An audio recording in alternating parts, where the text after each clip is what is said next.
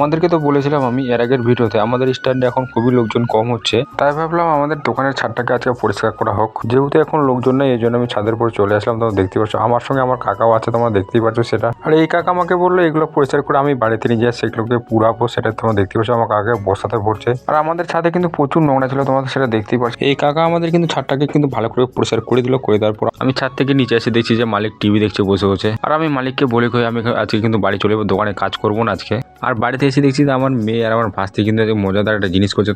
তোমাদেরকে দেখাচ্ছি, দেখো মুখ থেকে ওরা ধোঁয়া বার করছে। হয়তো তোমরা সেটা দেখতে পারছো না ক্যামেরার মাধ্যমে, ভালো করে তাকালে তোমরা বুঝতে পারবে যে মুখ থেকে কিন্তু ধোঁয়া বাড়াচ্ছে। কারণ আমার মেয়ের আমার ভাস্তি আমাকে জিজ্ঞাসা করছে আমাদের মুখ থেকে কেন ধোঁয়া বাড়াচ্ছে। আমি ওদেরকে দেখাই দিলাম আমার মুখ থেকে ধোঁয়া বাড়াচ্ছে। আমি ওদেরকে একটু ভয় দেখে বললাম, ওদেরকে আমি বললাম আমাদের পেটের মধ্যে আগুন ধরে গেছে, এই জন্য আমাদের পেট থেকে ধোঁয়া বাড়াচ্ছে। এই কথাটা শুনে কিন্তু ওরা কিন্তু সত্যি বিশ্বাস করে নিল। আর ওয়েদারটা দেখো কত সুন্দর একটা ওয়েদার, গ্রামের ওয়েদারটা কিন্তু দেখে তোমরা বুঝতেই পারছো কি সুন্দর ওয়েদার। এটা হলো আমাদের বাড়ির সামনে ফুলের গাছ। এটা কি ফুলের গাছ অবশ্যই তোমরা কমেন্ট করে বলতে